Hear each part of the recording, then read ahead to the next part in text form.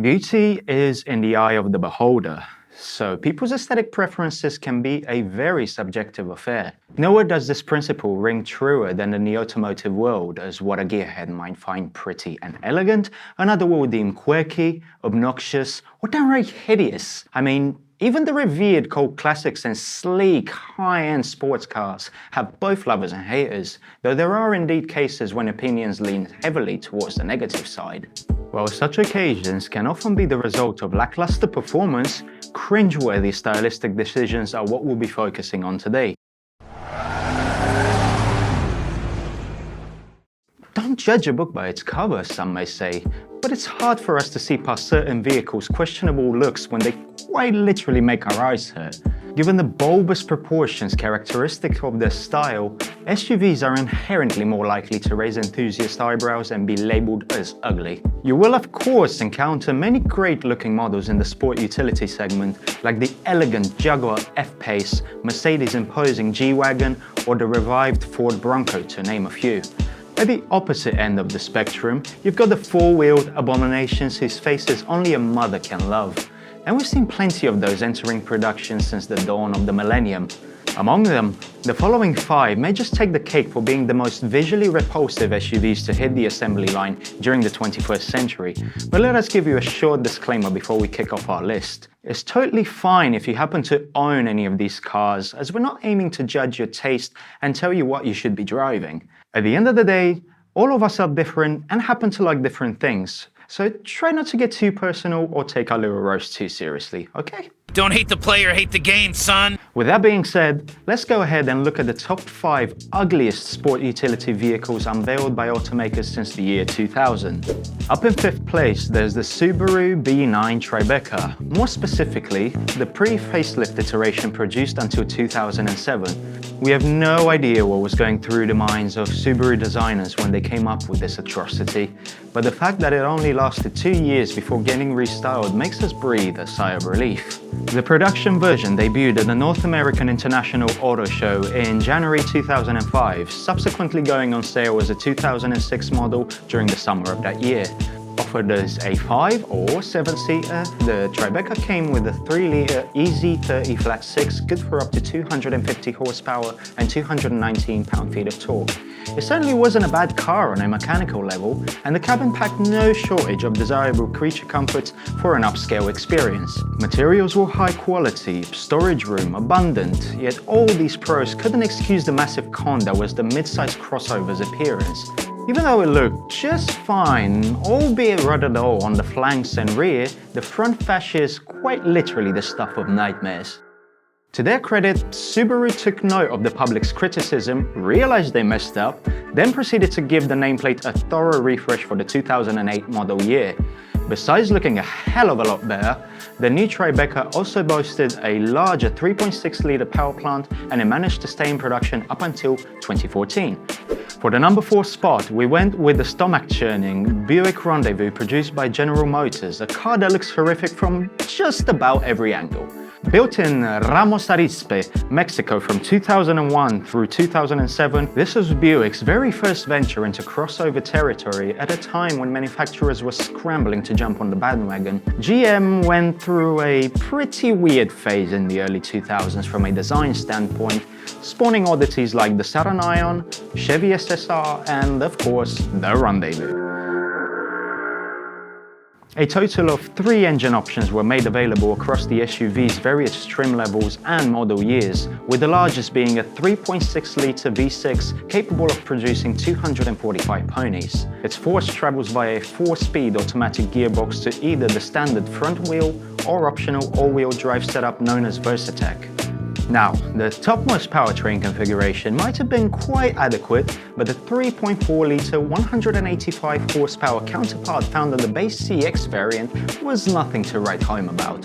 What Buick's midsize crossover did have going for itself was a spacious and undeniably cozy interior teeming with sweet amenities, as well as abundant space for cargo once the rear seats were folded down. However, nothing could compensate for the Rendezvous's repulsive exterior styling and proportions, so it finally got the axe in 2007 to make room for the far better looking Enclave. Let's move on to the top 3 podium now, shall we? Third place is dishonorably occupied by a vehicle that yours truly hates with a passion. The first generation Nissan Juke. Millions of years of human evolution, over a century of development in automotive design, and this is what we come up with? To be fair, I was initially tempted to award the spot to the Murano Cross Cabriolet, another infamous anomaly produced by Nissan in recent years. But at least you get to enjoy an open-top experience when driving the Cross Cabrio, while the subcompact Juke really doesn't excel in any way. Its tiny rear windows result in terrible visibility, the cabin is small and almost as gruesome as what lies outside, and storage capacity can be described as humble at best. Same goes for the turbocharged 1.6-litre inline-4 found under the hood, because its power output digits top out at a measly 188 horsepower and 177 pound-feet of twist. Due to underperforming sales, the four-wheeled eyesore that is the Juke got discontinued for the US market as of 2017, around 7 years after it had first been introduced to Americans at the New York International Auto Show. In September 2019, Nissan debuted a second generation over on the other side of the big pond, and we'll have to admit it does look considerably better than its forerunner. One may still find it hard to forgive the Japanese automaker for ever unleashing that egregious first-gen Juke, but awesome cars like the new Z certainly make it a little easier. Ford's luxury division Lincoln comes in at number 2 with the NKT, which was first shown to the world as a concept at the 2008 North American International Auto Show in Detroit. Although Lincoln is known to produce some gorgeous machines for individuals with much fatter bank accounts than you or I, we all have our bad days every now and again. The MKT wouldn't even be on this list if it weren't for that dreadful grille and awkward taillight assembly, yet those are reason enough to give it the silver medal of dishonor. Using the same default platform as the Ford Flex and 5th Gen Explorer, Lincoln's lavish full-size crossover was put into production at the Ontario-based Oakville Assembly Complex in July 2009. Originally, its standard 3.7-litre V6 had 270 ponies on tap, while the optional 3.5-litre turbocharged mill was rated at 355 horsepower. For the 2013 model, these figures were raised to a beefier 300 and 365 horses respectively.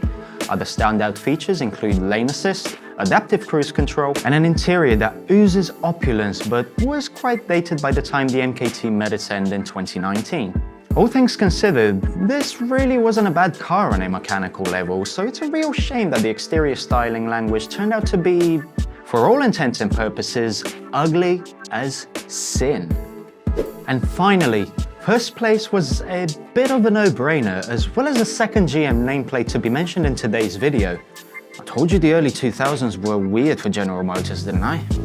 The Pontiac Aztek, ladies and gentlemen, is widely regarded as a motorized trigger for your gag reflex. And the most disgusting thing to ever bear the SUV label.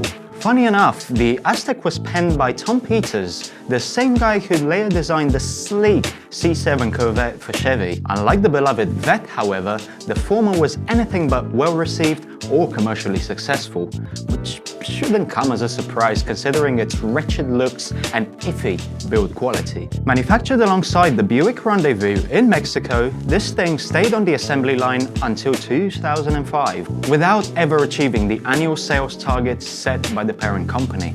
Well, first I had to find a Pontiac dealership, which wasn't easy. Then I told them I wanted to buy an Aztek. Then I paid them $400.